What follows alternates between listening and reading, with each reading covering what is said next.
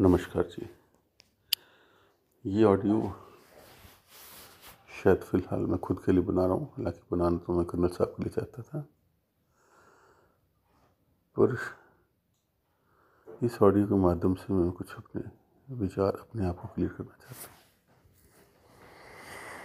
हूँ। देखिए जी, सबसे बड़ी बात तो आपको ये समझनी पड़ेगी कि जो हिंदू है वो किसी विचारधारा के ऊपर बेस्ड नहीं है। इसमें कभी ऐसा नहीं हुआ कि कोई स्कॉलर आएगा और पूरी सोसाइटी के विचार को वो बदल के रख देगा या किसी पूरी सोसाइटी के विचार को एक डायरेक्शन में ले जाएगा। इसका बड़ा मोटा एग्जाम्पल मैं आपको देता हूँ। हमारे हिंदू परिवार में नॉनवेज नहीं खाया जाता था, बहुत कम,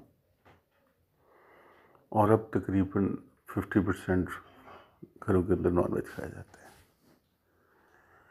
अगर हमने विचारधारा को बदला था और नॉनवेज खाने लगे थे तो हमारी लेडीज़ तो भी नहीं खाती हैं।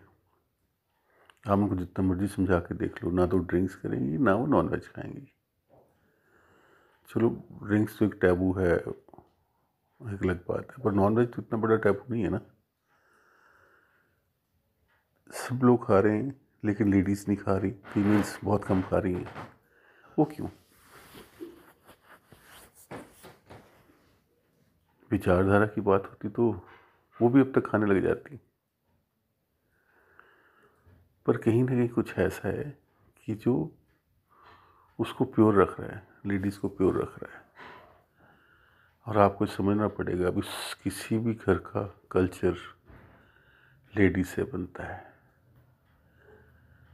जिस घर में बच्चों की मदर ना हो, अनफॉर्चुनेटली फादर जितना मर्जी विचारक हो, जितना मर्जी अनुशासन रखता हो, जितना मर्जी डिसिप्लिन रखता हो, वो बच्चों में संस्कार नहीं डाल सकते।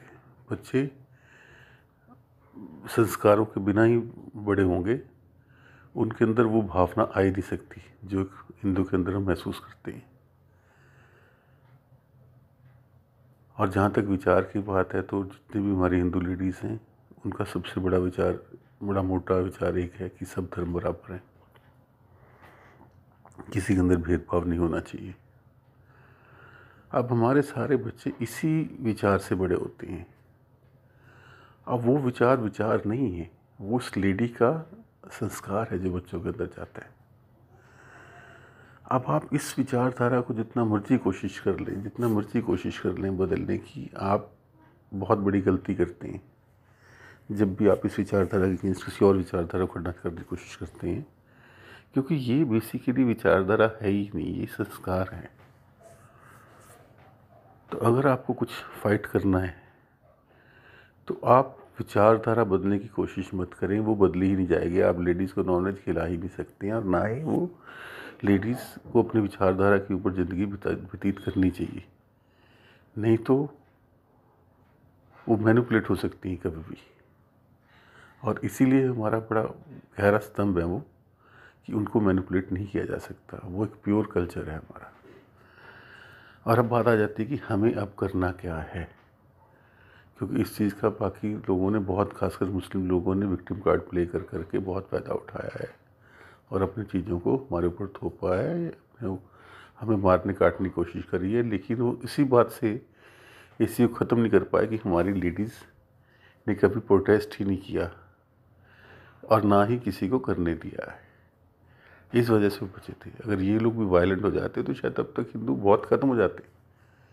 हमारा नॉन वायलेंस ने ही हमें अब तक बचा के रखा हुआ है, क्योंकि अगर हम वायलेंट हो जाते और ग्रुप में अटैक करते तो हो सकता है वो लोग ज़्यादा पावरफुल निकलते हैं हमसे और सारे के सारे हिंदुओं को ख़त्म कर देते हैं। अब तक वो हिंदू बचा हुआ है क्योंकि हिंदू किसी के अगेंस्ट नहीं बोलता है, इसलिए इतना नहीं उसको मारा गया लेकिन चुप भी कर गए सब लोग, यार क्या मारना बेचारे को, तो बोलते कुछ नहीं। बट अब वक्त बदल चुका है। क्यों? क्योंकि अब आपको फिजिकली पावरफुल होने की ज़रूरत नहीं है। अगर आप थोड़ा सा भी पॉलिटिकली पावरफुल हो तो फिजिकली पावरफुल होने की ज़रूरत नहीं है। आपका लॉ एंड ऑर्डर आपको प्रोटेक्ट करता है। लॉ एंड ऑर्डर के हिसाब से आपकी मिलिट्री पावर्स हैं, आपकी पुलिस पावर्स हैं, जिसके लिए आपको फिजिकली पावरफुल होने की ज़रूरत नहीं है। They can take care of all these nonsense जो पहले होती रही हैं। आपको तो एक जेन्युइन केस को अपने आगे करना है। अब असल मुद्दा आ जाता है कि हमें क्या करना है। क्या हमें लोगों के अंदर एक ऐसी विचारधारा का प्रवाहित करना है जिसके लिए अभी कोशिशें चल रही हैं, क्या उसका कुछ रिजल्ट निकलेगा? मेरे को लगता है उसका रिजल्ट इतनी जल्दी निकलेगा जितने मर्जी आप अच्छे विचार खड़े कर लें, क्योंकि जैसे किसी बंदे को, किसी परिवार के लोगों को लगेगा कि यार ये विचारधारा बड़ी स्ट्रांग है और उससे उनका पूरा सिस्टम हिल रहा है, तो विचारधारा को छोड़ देंगे या उसको अडॉप्ट नहीं करेंगे। वो सुन लेंगे, अच्छी बात है, लेकिन उसका इम्पैक्ट नहीं पड़ेगा क्योंकि उनका डे टू डे रूटीन हिलेगा उससे। क्या आप अपने बच्चों को इंग्लिश माध्यम स्कूल से निकाल के गुरुकुल में डालेंगे किसी के विचार सुन के? क्या उसके विचार सुन के आप नॉन ब्रांडेड कपड़े पहनने शुरू कर देंगे, या गाड़ी में घूमना बंद कर देंगे, या बाकी लोगों से व्यापार करना बंद कर देंगे? क्या क्या चेंज लाएंगे? अगर कोई अच्छी विचारधारा अगर आप प्रवाहित करना चाहते हो तो उसका ऑन ग्राउंड आप क्या चाहते हैं कि लोग ग्रुप बनाएं? वो तो मैंने पहले बोल दिया कि जो हमारी लेडीज़ है वो तो किसके अगेंस्ट है ही नहीं है। उनकी विचारधारा को तो उनके खुद के परिवार के लोग नहीं बदल सकते और ना ही बदले जाना चाहिए। क्यों? क्योंकि वो डीप हैं, वो समुंदर हैं, वो सब चीज़ों को सहन कर सकते, फिर भी उसमें हलचल नहीं आएगी। तो हमें अपनी इस क्वालिटी को पहचानना चाहिए कि भी हमें विचारधारा के ऊपर बेस्ड कोई भी काम नहीं करना चाहिए।